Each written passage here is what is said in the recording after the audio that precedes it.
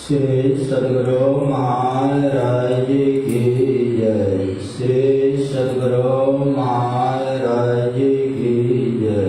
श्री सद्गुरु महाराज की जय। में सर्वो सिंहासन पर विराजमान परम पूज्य संत सद्गुरु महाराज के चरणों में कोटि सौ प्रणाम। भक्त रूप में समान्य साधु समाज, धर्म प्रेमी सज्जन वृंद, धर्मशिला माताओं एवं भक्ति मती बहनों, गुरु महाराज की असीम कृपा से हम लोग सप्ताह में एक बार विशेष रूप से संत मत के सत्संग में उपस्थित होकर किसी न किसी आध्यात्मिक विषय के माध्यम से ईश्वर भक्ति का ज्ञान पाते। इसी सिलसिले में आज रामचरितमानस सार सचिव प्रथम सोपान बाल कांड से पाठ किया गया। सत्संग की महिमा, सत्संग की विशेषता।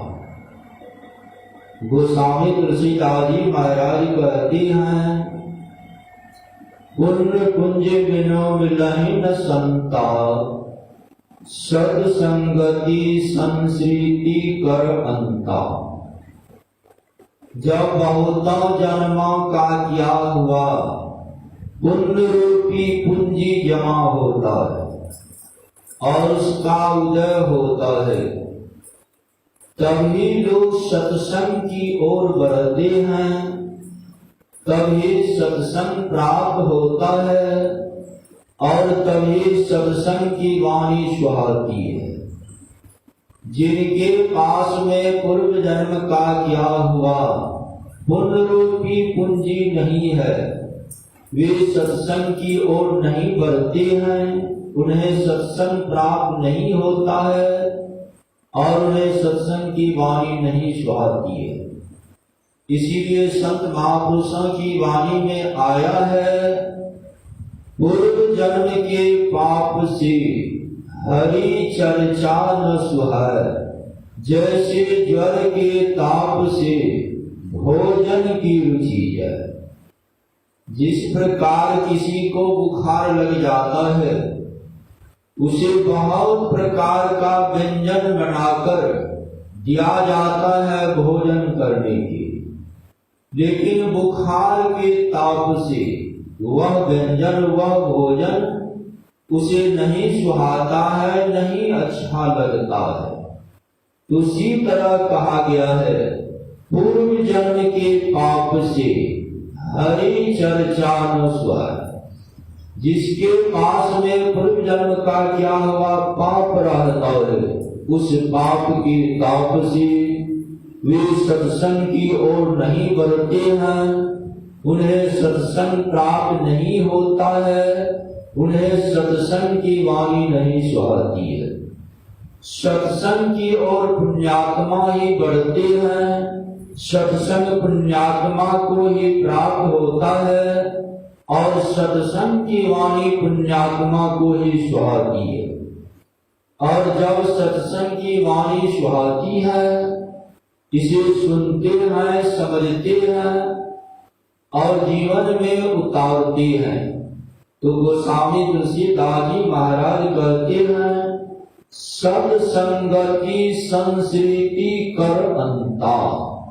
सत्संग करने से संस्कृति का अंत हो जाता है। संस्कृति कहते हैं इस संसार के दुख को। हम लोग युग युगांतर से संसार के दुख में पड़े हुए हैं, तो सत्संग करते करते एक न एक दिन इन दुखों का अंत हो जाता है। इसीलिए संत कबीर साहब भी कहते हैं, संगति से सुख उपजे, कुल संगति से दुख जो, कह कबीर कह जाइए, साधो संग जो हो। संत कबीर साहब कहते हैं, जो जब हम लोग संत महापुरुषों के सानिध्य में उपस्थित होते हैं, उनका दर्शन होता है, उपदेश सुनने को प्राप्त होता है, तो सुख मिलना, आनंद मिलना प्रारंभ हो जाता है। और जब कभी भी दुर्जनों के संग में पड़ जाती तो दुख मिलना प्रारंभ हो जाता। इसीलिए संत कबीर साहब कहते हैं, कह कबीर कह जाइए, साधु संग जाओ।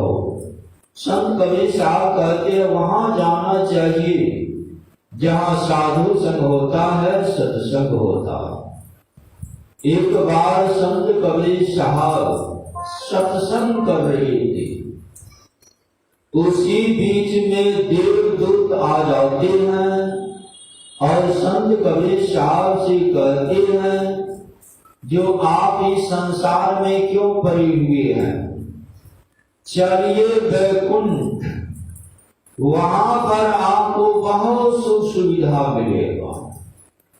तो संत कबीर साहब वैकुंठ नहीं गए और रोने लगे। उसी समय कहते हैं, राम बुलावा भेजिया, दिया कबीरा रोल, जो सुख साधो संग में, सो वैकुंठ न हो। संत कबीर साहब कहते हैं, जो सुख साधु संग में है, सत्संग में है, वह सुख स्वर्ग वैकुंठ आदि लोक लोकांतर में भी नहीं है। लोग इस संसार में दान पुण्य तीर्थ व्रत पूजा पाठ करते हैं, इससे क्या होता है, पुण्य रूपी पूंजी जमा होता है और उसी पुण्य रूपी पूंजी से यह जीव स्वर्ग वैकुंठ आदि लोक लोकांतर में जाकर सुख पाता है।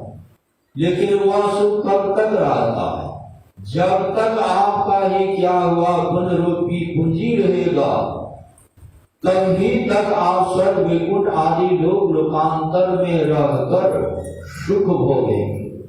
लेकिन सुख भोगते भोगते जब पुण्य रूपी पूंजी समाप्त हो जाएगा, तो स्वर्ग वैकुंठ आदि लोक लोकांतर से भी देवी देवता के शरीर में रहने वाले जीव को भी लौटाकर इस संसार में 84 के चक्र में भेज दिया जाता है। इसीलिए गोस्वामी तुलसीदास जी महाराज भी कहते हैं, स्वर्गों स्वरूप अंत दुखदा। स्वर्ग वैकुंठ आदि लोक लोकांतर जो है वह भी अंत में दुखदायी हो जाता है। इसीलिए संत कबीर साहब स्वर्ग वैकुंठ आदि लोक लोकांतर नहीं गए और सत्संग की। तो सत्संग में ऐसा कौन सा सुख है जो सुख स्वर्ग वैकुंठ आदि लोक लोकांतर में नहीं है? क्योंकि सभी कोई सुख की चाहना करती, कोई ऐसा नहीं है जो दुख में रहना पसंद करती। सभी कोई चाहते हैं दुख का अंत हो जाए, सुख मिल जाए, शांति मिल जाए। और सुख शांति भी कैसा चाहती? ऐसा कोई नहीं चाहते हैं जो आज सुख है कल दुख आ जाए, आज शांति है कल अशांति आ जाए, ऐसा कोई नहीं चाहती। सभी कोई चाहते हैं सुख मिले तो सदा सुख ही रहे, शांति मिले तो सदा शांति। कहने का भाव है सभी कोई अविनाशी सुख की चाहना करती है, जिस सुख का कभी नाश नहीं हो, ऐसा सभी कोई चाहती है। तो चाहना तो सभी कोई अविनाशी सुख की करते हैं, शांति में सुख की करते हैं, संतुष्टिदायक सुख की करते, लेकिन चाहते हैं सत्संग से विमुख रहकर मात्र संसार के विषय भोगों से ही अविनाशी सुख मिल जाए, शांति में सुख मिल जाए, संतुष्टिदायक सुख मिल जाए। तो संत महापुरुष कहते हैं इस संसार के विषय भोगों में जो सुख है इसके पीछे दुख लगा हुआ है। जिस प्रकार हम लोग देखते हैं दिन के पीछे रात लगी हुई है, दिन के बाद रात, रात के बाद दिन अनवरत रूप से चल रहा है। तो उसी तरह इस संसार में जो सुख है इसके पीछे दुख लगा हुआ, यानी सुख के बाद दुख, दुख के बाद सुख, ऐसे ही संसार में सुख दुख आता जाता रहता है। क्योंकि यह संसार ही परिवर्तनशील है, नाशवान है, इसलिए इस संसार से जो भी प्राप्त होता है उसमें भी परिवर्तन होते रहता है, उसका भी एक न एक दिन नाश हो जाता है। इसीलिए संत महापुरुष कहते हैं इस संसार के विषय भोगों से आपको अविनाशी सुख नहीं मिलेगा, और संसार की वस्तु किसी को कितनों ही उपलब्ध हो जाए इससे उसे शांति नहीं मिलती है और शांति ही बढ़ जाती है। इसीलिए संत महापुरुष कहते हैं जो इस संसार से शांति में सुख नहीं मिलेगा और संसार की वस्तु पाकर किसी को संतुष्टि नहीं होती है और लगा हुआ रहता है जो और हो जाए। तो कहने का भाव है इस संसार से शांति में सुख नहीं मिलेगा। यदि आप अविनाशी सुख चाहते हैं, शांति में सुख चाहते हैं, संतुष्टिदायक सुख चाहते हैं, तो उसके लिए आपको सत्संग करना होगा। इसीलिए संत कबीर साहब स्वर्ग वैकुंठ आदि लोक लोकांतर नहीं गए और सत्संग किए। अभी भी हम लोग रामचरित मानस से पाठ श्रवण किए। गोस्वामी तुलसीदास जी महाराज कहते हैं सुनी समझहि जब उदित मन मजमी अति अनुराग, अल्लाह चारी फल अच्छत तनो साधु समाजो प्रियागो। कहते हैं पहले तो संत महापुरुषों की वाणी को आनंद पूर्वक सुनिए और मात्र सुनकर नहीं रह जाइए, समझिए। जब तक सुनेंगे नहीं तब तक समझेंगे नहीं, और जब तक समझेंगे नहीं तब तक समझ में नहीं आएगा। हमारे गुरु महाराज भी कहते हैं नित सत्संगति करो कटाई, अंतर बाहर दुई विधि भाई, धर्म कथा बाहर सत्संगा, अंतर सत्संग ध्यान भंगा। हमारे गुरु महाराज कहते हैं जो नित सत्संग कीजिए बनाकर मनोयोग पूर्वक, बाहर भी और अंदर भी। तो बाहर का सत्संग क्या है और अंतर का सत्संग क्या है? तो हमारे गुरु महाराज कहते हैं धर्म कथा बाहर सत्संगा, अंतर सत्संग ध्यान भंगा। अभी जो हम लोग सत्संग कर रहे हैं, कथा प्रसंग को सुन रहे हैं, इसे कहते हैं बाहरी सत्संग। पहले बाहर का ही सत्संग करना पड़ता है। जब तक बाहर का सत्संग नहीं करेंगे तब तक ज्ञान नहीं होगा, और जब तक ज्ञान नहीं होगा तब तक संत महापुरुषों के चरण शरण में आकर युक्ति नहीं जानेंगे, और जब तक युक्ति नहीं जानेंगे तब तक उस सतरूपी परमात्मा का संग नहीं होगा। इसी बाहर के सत्संग से ज्ञान होता है। जो सत्संग करते किसे हैं? तो हमारे गुरु महाराज कहते हैं सत्संग में दो शब्द है, सत जोर संग सत्संग। तो यहाँ प्रश्न उठता है सत किसे कहती? संत कबीर साहब कहते हैं सत सोई जो बिनसे नाम। सत उसी को कहा गया है जिसका कभी भी विनाश नहीं होता है, जिसमें कभी कोई परिवर्तन नहीं होता, उसे कहते हैं सत। इस संसार में हम लोग जो कुछ भी देख रहे हैं सब में परिवर्तन होता है, सबका एक न एक दिन नाश भी हो जाता है। लेकिन इस संसार को जो सृजन करने वाली परमात्मा है, जब यह संसार नहीं था तब भी परमात्मा थे, तब इस संसार का सृजन किए, और जब यह संसार है तब भी परमात्मा है, और जब महाप्रलय में यह संसार नहीं रहेगा तब भी परमात्मा रहेंगे और पुनः इस संसार का सृजन कर रहेंगे। तो जो था है और रहेंगे उसी को सत कहा गया। वे कौन है? वे है परमात्मा। तो परमात्मा का संग हो जाए तब होगा सबसे ऊंचे दर्जे का सत्संग।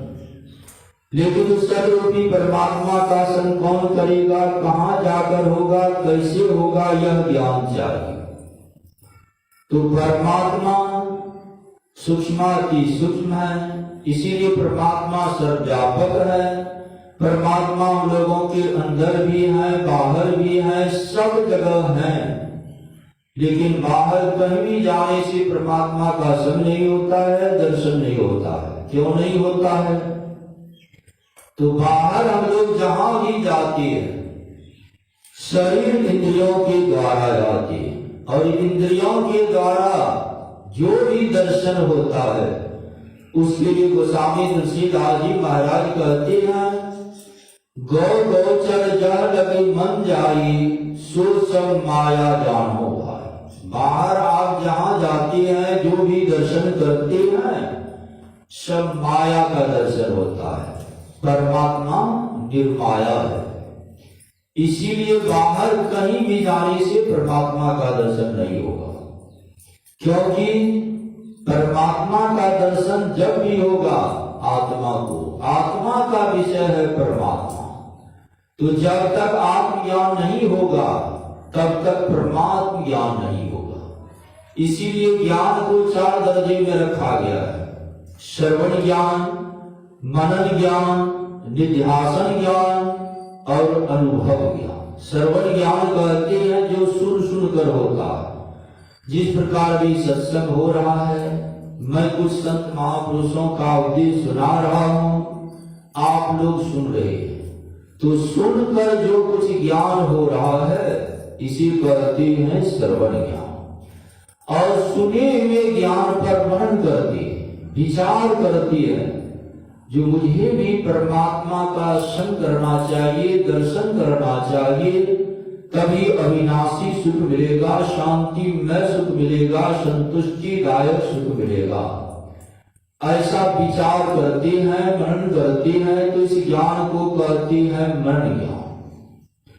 और मनन करने के बाद तब संत महापुरुषों के सानिध्य में आकर युक्ति जानते, तब संत महापुरुष युक्ति बताते हैं जो परमात्मा का संग करने के लिए अपने अंदर में ही साधन करना होगा।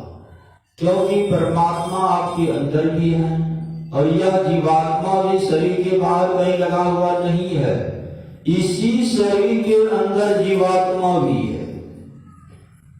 तो कहेंगे जब इस शरीर के अंदर परमात्मा भी और जीवात्मा भी, तो फिर अंदर में तो संग होना चाहिए, दर्शन होना चाहिए, अंदर में क्यों नहीं होता है? तो संत कबीर साहब कहते हैं घूंघट कापट खोल रे तो को पीट लेंगे, घट घट में वह साई रमता, कटक वचन मत बोल रे। संत कबीर साहब कहते हैं वह परमात्मा जो है हर घट में रौन कर रही है, लेकिन जीवात्मा पर घूंघट पड़ा हुआ है। घूंघट कहते हैं पर्दा को, आवरण को। इसीलिए जीवात्मा को परमात्मा का संग नहीं होता है, दर्शन नहीं होता है। तो उसी घूंघट पट को हटाने के लिए संत सद्गुरु से युक्ति जानना पड़ता है। तो जब आप संत सद्गुरु के चरण शरण में आ गए, युक्ति जान लिए, तब होगा अंतर सत्संग ध्यान होगा, तब अंतर का सत्संग प्रारंभ होगा, जिसमें संत महापुरुष एक मंत्र बतलाते, एक रूप बतलाते, कहते हैं उस मंत्र का मानस जप कीजिए, यानी मन के द्वारा मंत्रावृत्ति करना मानस जप कहा गया है। और मानस ध्यान कीजिए, मन के द्वारा अपने मानस पटल पर अपने इष्ट के रूप को देखना मानस ध्यान कहा गया है। जिसके लिए हमारे गुरु महाराज कहते हैं, गुरु जाप मानस ध्यान मानस कीजिए दिल साध कर, इसका प्रथम अभ्यास कर सूरत शुद्ध करना चाहिए। हमारे गुरु महाराज कहते हैं, जो जब आप गुरु प्रदत्त मंत्र का जाप करेंगे, गुरु प्रदत्त रूप का मानस ध्यान करेंगे, इससे आपका मन सूरत शुद्ध होगा। क्योंकि हम लोगों का मन जो है युग युगांतर से संसार के विषयों में लगा हुआ था, इसीलिए इस पर अनेकों प्रकार का संस्कार पड़ा हुआ है, यह अपवित्र हो गया है। इसे पवित्र करने के लिए, शुद्ध करने के लिए संत महापुरुष परम पवित्र मंत्र बतलाते हैं। हम लोग गुरु महाराज की वाणी में भी पाते हैं, अति पावन गुरु मंत्र मन ही मन जाप जपो। संत सद्गुरु का जो दिया हुआ मंत्र होता है वह अति पवित्र होता है। तो जो उस अति पवित्र मंत्र का मानस जप करेंगे, उनका मन अति पवित्र होगा। और कहते हैं उपकारी गुरु को मानस ध्यान करो। संत सद्गुरु से बढ़कर कोई उपकारी नहीं होती है। संत कबीर साहब की वाणी में है, सद्गुरु की महिमा अनंत, अनंत किया उपकार, अनंत लोचन उघारिया, अनंत दिखावन हार। संत सद्गुरु की महिमा अनंत है, उनका अनंत उपकार है, और उस अनंत परमात्मा को देखने की जो आत्म दृष्टि है उसे खोलने वाले संत सद्गुरु होते। तो ऐसे संत सद्गुरु का जब आप मानस ध्यान करेंगे, आपका सूरत, आपका मन और विशेष शुद्ध होगा। तो संत मत में ऐसे महान संत सद्गुरु का मानस ध्यान बताया जाता है, जिनमें सात्विक गुण भरा हुआ है, भक्ति का गुण भरा हुआ है। तो हम लोगों के अंदर में भी सात्विक गुण आएगा, भक्ति का गुण आएगा, जिसे आगे के साधन की योग बने। तब हमारे गुरु महाराज कहते हैं, घट कम प्रकाश ओ शब्द पट जीव पर हैं छावे। कौन सा घूंघट है? तो कहते हैं घट। घट कहते हैं इस शरीर को। इस शरीर के अंदर हम लोग आंख बंद करते हैं तो क्या देखते?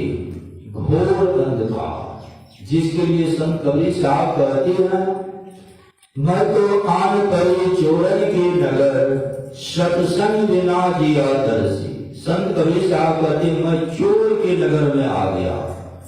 यानी यह अंधकार जो है यही चोर का नगर है। अंधकार में रहने के कारण ही काम, क्रोध, लोभ, मोह, ईर्ष्या, द्वेष आदि जो विकार है, विकार रूपी चोर इस जीव को सताते रहता है। और यह जीव उस परमात्मा का संग करने के लिए तरस रहा है, व्याकुल हो रहा है। इस चोर के नगर से निकलने के लिए हमारे गुरु महाराज कहते हैं, कर दृष्टि और धनी योग साधन ये हटाना चाहिए। इस घूंघट को हटाने के लिए, अंधकार से निकलने के लिए दृष्टि साधन करना होगा। यानी गुरु युक्ति से दोनों दृष्टि धारा को उसी अंधकार में गुरु इंकित स्थान पर एकाग्र कीजिए, जोड़िए। यह काम बड़ा कठिन है, लेकिन कठिन से कठिन काम भी अभ्यास से सरल हो जाता है, सुलभ हो जाता है। जिस प्रकार पहले बच्चा को लोग हाथ पकड़ कर लिखवाते, लेकिन वही बच्चा जब लिखने में कुशल हो जाता है, प्रवीण हो जाता है, तो वह महीन से महीन अक्षर को लिख लेता है, क्योंकि उसमें वह कुशल हो जाता है, प्रवीण हो जाता है। उसी तरह इन साधनाओं में जब आप प्रवीण हो जाएंगे, कुशल हो जाएंगे, तो यह आपके लिए आसान हो जाएगा। तो कहने का भाव है, कठिन से कठिन काम भी अभ्यास से सरल हो जाता है, सुलभ हो जाता है।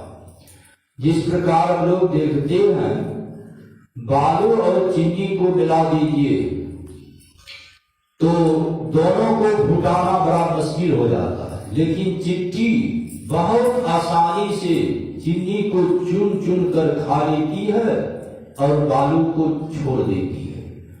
तो उसी तरह संत महापुरुष कहते हैं, चिट्ठी की तरह सूक्ष्म बनना होगा। तो यह होता है दृष्टि साधन करने से। तो जब आप दृष्टि साधन करेंगे, आप सूक्ष्म बन जाएंगे, आप अंधकार से प्रकाश में चले जाएंगे। और संत महापुरुष कहते हैं, जहाँ प्रकाश है वहाँ सब भी है। हम लोग बाहर में भी देखते हैं, जब बादल लगता है तो पहले बिजली की चमक दिखाई देती है, फिर मेघ का गर्जन भी सुनाई देता है। तो उसी तरह जब आपको ज्योति मिल जाएगी तो फिर उसमें आपको सब भी सुनाई देगा। जिसके लिए संत पलटू साहब कहते हैं, बिंदु में तह नाद बोले रैन दिवस सुहावनम। उसी बिंदु में आपको नाद यानी शब्द मिलेगा।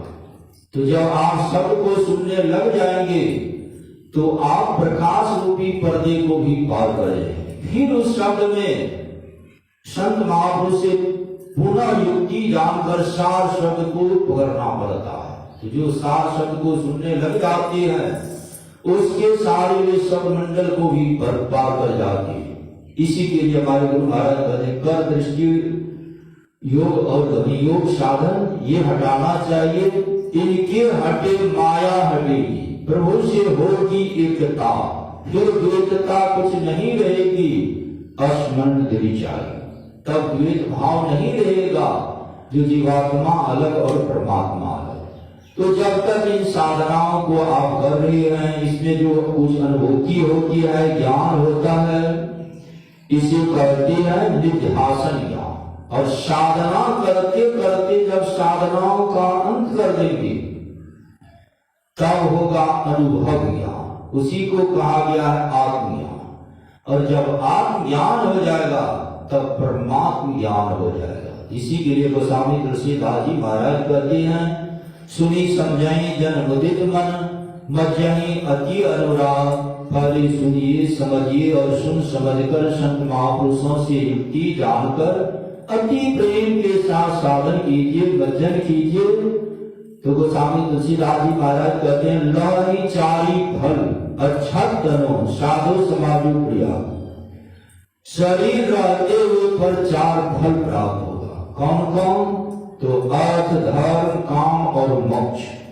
हमारे गुरु महाराज का उद्घोष है, जो नित नियमित रूप से सत्संग करेंगे, मोटा मोटी भोजन, वस्त्र और रहने का घर, इसका कभी अभाव नहीं होगा, यानी अर्थ की कमी नहीं होगी। सत्संग से ज्ञान हो जाएगा, वे धर्म पर चलेंगे, इसलिए उन्हें कभी दुख में जाना नहीं पड़ेगा। अर्थ, धर्म और काम।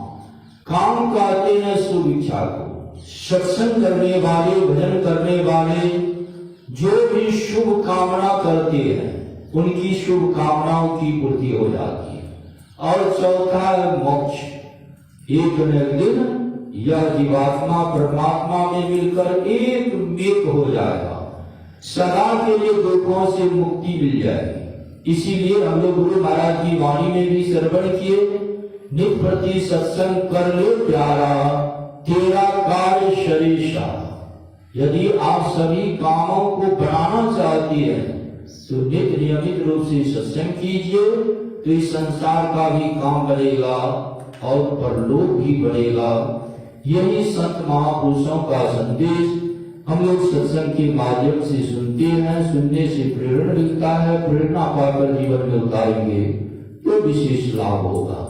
श्री सदगुरु महाराज की जय।